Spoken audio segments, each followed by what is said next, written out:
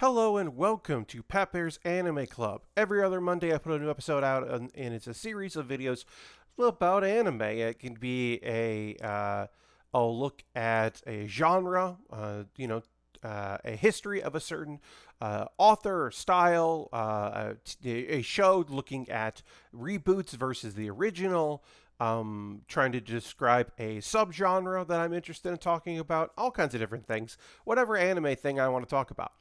And we'll get to what this video is about in a moment. But first, let's talk about a couple plugs that I've got coming up. So if these dates work out for you, please come check them out. Both of these things will also be Pat Bear's Anime Club videos here in this playlist. So, subscribe if you haven't yet. I haven't said that in a while. Please subscribe. But I'm going to talk about very briefly here Pat Bear's Anime Club Live, the spring wrap up / summer preview, which will be at twitch.tv / Pat Bear on Wednesday, June 30th, 9 p.m. Eastern until ?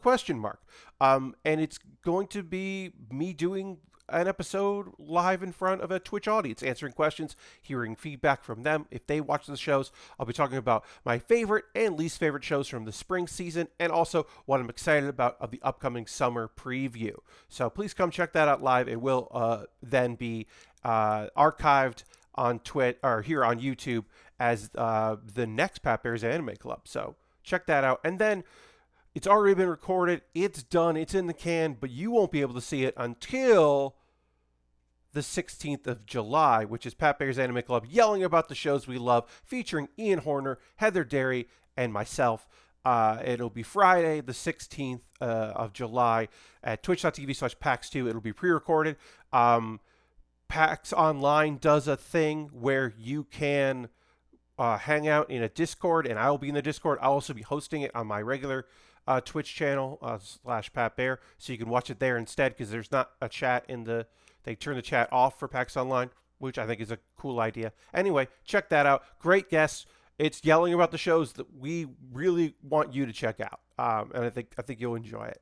But what's this video about? You might be wondering, Pat, what's the topic here? I didn't look at the thumbnail. I didn't look at the title description of the video. I don't know what we're about to talk about. Well, we're talking about queer anime, part 2. This is I'll apology. This is a little bit of a make good here. It's Pride. At the time of this recording, it is June. Hooray. And I want to talk about some anime, some queer representation in anime shows that maybe aren't necessarily about their queerness, but feature queer characters. And the previous video I did, which I'll link in the show description below, because there's still great shows you should check out, I kind of focused mostly on gay and lesbian relationships, and including one that was more subtext than text, or at the very least for the most part was more subtext. And that does a disservice to the queer alphabet, the rainbow of colors there. There's many other folks involved in that. Now, often, I'll say this, we're not going to necessarily talk about asexuals, demisexuals generally. There are characters that find themselves on the spectrum of that, but for the most part, those characters often I said we because I am a demisexual. We often assign folks that don't show outwardly their sexuality, like, oh well, they're probably ace, and that's not necessarily fair. But at the end of the day, people need to find representation. They want to see themselves in media. And so I don't necessarily think that's a bad thing. But we're going to look at a few things that are not gay and lesbian relationships. Let's try to talk about some other things. So the first show we are going to chat about is Zombieland Saga, which I am going to dedicate a whole video to Zombieland Saga. It deserves to take a look at that, because this is, for me personally, the first idol show I've ever fallen in love with. And I love this show. It is doing the things. It is that girls coming together to solve a problem, working together to fulfill something kind of a show. It is about them fulfilling their many of their dreams to be an idol and be an idol group and be successful. It's also about saving Saga. So it's not just a saga in terms of story. It's Saga, the place they're trying to save and revitalize the area, which is very, girls trying to accomplish a thing genre. And also they are all zombies. They all have been reanimated zombies, and then wear special makeup so they appear to not be zombies, and then they perform, and it's the trials of them coming together, and the backstories. We're in season 2 at the time of this recording. We're just finishing up season 2. And we've finally gotten almost all the backstories of our 6 characters. And speaking of backstories, you say, well, oh, Pat, what's queer about the show?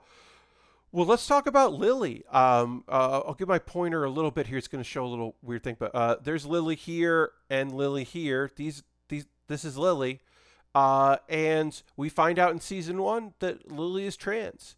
Lily obviously is a zombie. Was a child television star and a actress who lives her life as a young woman. But transitioned and identified more with being a woman.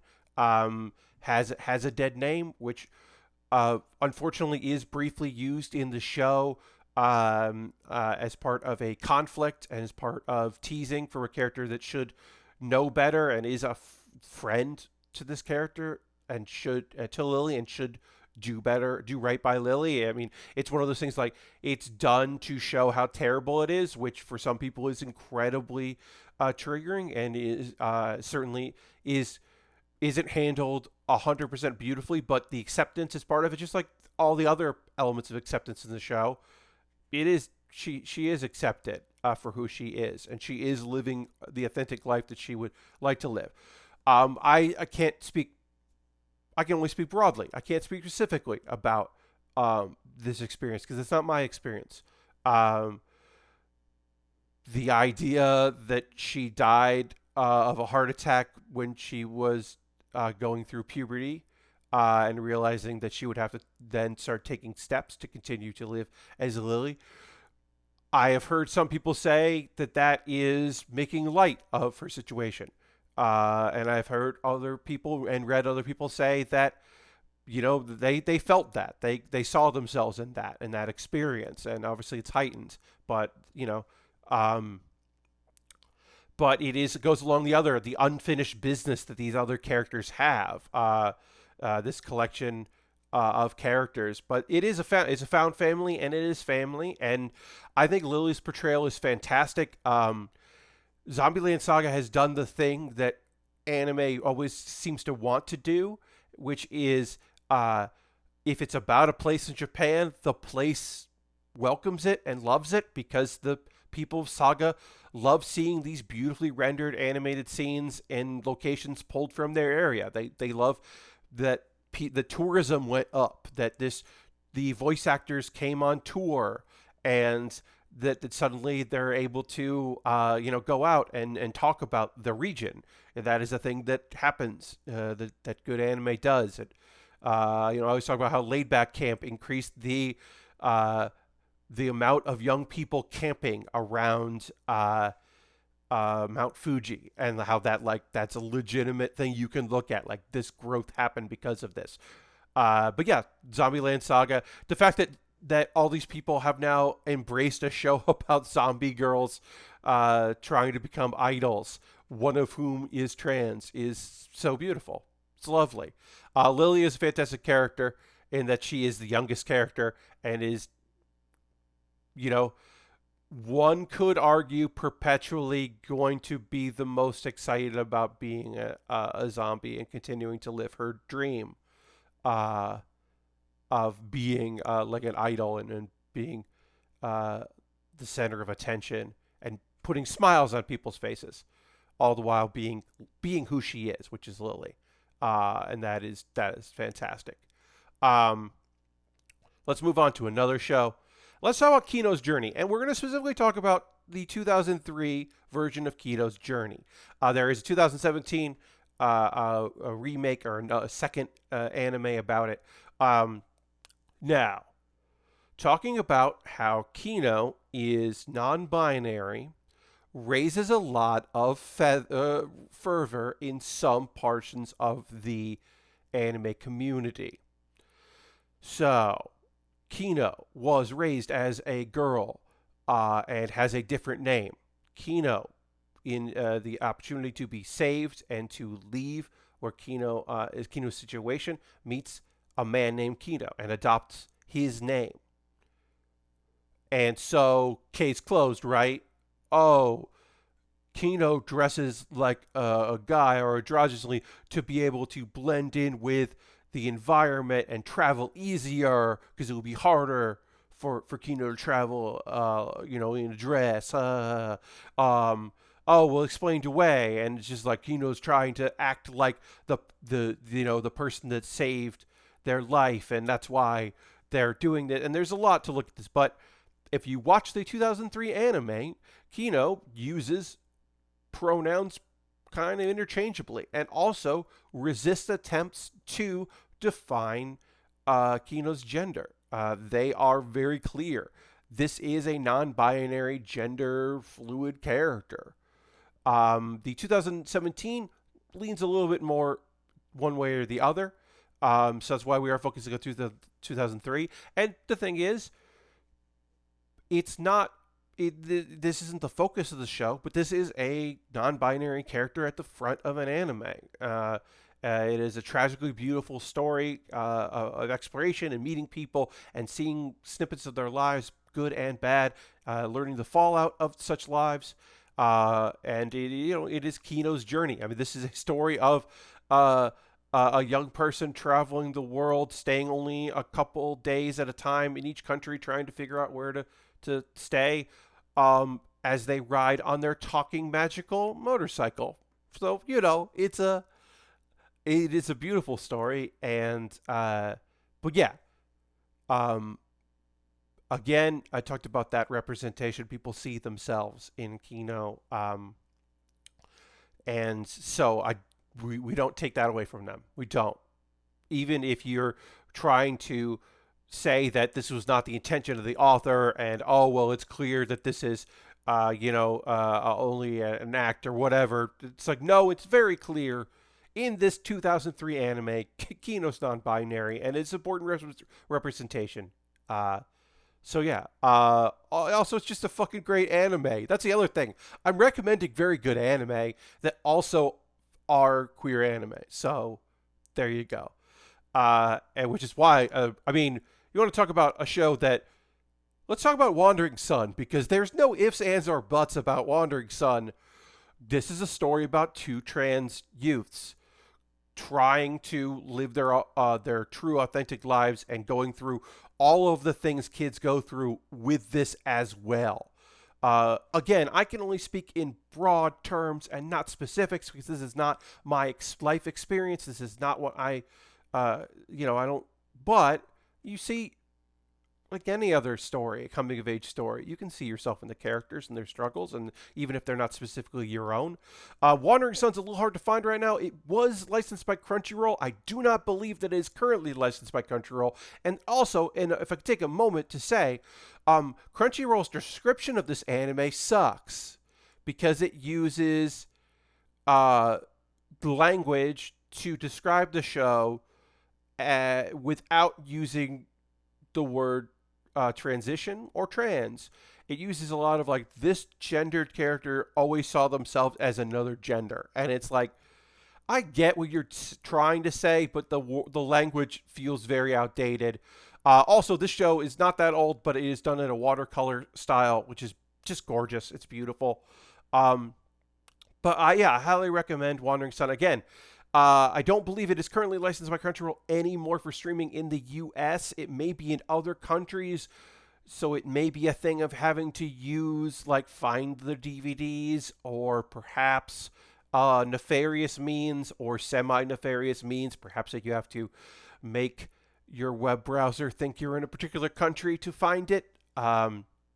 It might be a challenge to get out there, but it's a beautiful story, and all the highs and lows that you would expect something like that.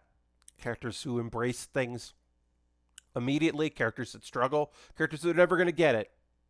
But yeah, my highest recommendation to check that out. Again, I can only talk about my feelings on it and how I view it and what I've heard from other people, but This is a real winner, Wandering Son. And I want to talk about My Next Life as a Villainess, All Routes Lead to Doom. Does this show have plenty of subtext in it? Certainly. Does it have flat out text in it? Yes, it does. Is it one of my favorite shows of 2020? Yes. I'm excited about the sequel series coming out. Of course I am. And you might ask yourself, well, Pat, what's up with this? Where does it fit? And hey, guess what? There's a let's just call it a bisexual harem. Um, Katarina has a harem. She's the lead of a harem. She unknowingly is the focus point of all characters in the show, because through the course of very very briefly, it is a isekai. She has died and has been reborn in a video game that she was playing, but now it's life. And it was a dating game, and she is in the role of the villainess. All the routes that she has played in the game, the best possible outcome for the character she now inhabits is banishment, being in exile, and worst case is straight up murder. So in her attempts to change the possible outcomes, change the character that she is portraying by being herself, her true self, she changes the characters around her. And they all fall in love with her, from the guy that's brought in and raised to be, her little brother who adores her, to the outcast, the quiet, the person who has been outcast because of their magic abilities and their looks, to a girl that also could have been mean and nasty, but certainly isn't, to the girl that is the heroine of the show, who she is supposed to be the villain towards, who she becomes a friend and somewhat of a savior. Also the brother, the guy who doesn't know how he's going to be able to help his sister, and watching her come alive and change causes him to change as well. They're all in love with her, and they're all in different incarnations and variations of in love with her, acknowledging it. Perhaps they also like somebody else, maybe, or they could see themselves, but also, and even a character who is ostensibly just fighting for someone else's to have the love that he deserves, she also is in love. They're all in love. Everybody's in love with her. There's another character not even in this, and he falls in love with her and hates that he has fallen in love with her. And there is because Katarina has no concept of what's happening by that, she wonders if one of the other characters is the center of this, because everyone's always around her. But that's because she's there. So it's like, no, that's not what this is. Girl, that's not what this is. Characters make it very clear their intentions, and other characters know this and understand it. There's never a thing. There might be a slight, like, well, I am her fiance. And there might be even like the hint of, hey, you're a lady, what's going on? There is a moment where it's like, well, the two of us should run away together. And it's like, oh yeah, as best friends. It's like, yeah, as best friends. Like, there are a few jokes at that, but it's mostly at her cluelessness, not at any judgment on how these characters feel about one another. So yeah, look, season 2 could end up being more characters professing their feelings. Perhaps their romance is going to bloom, but I don't know. But right now it is just, it's just a clueless bisexual harem that absolutely rules and is totally great. And I recommend it. If you're not, isekai isn't your thing, maybe this one will win you over. And that is going to do it. Again, I'm going to promote, we'll say, in the show description below, leave a comment of your favorite show on the queer spectrum.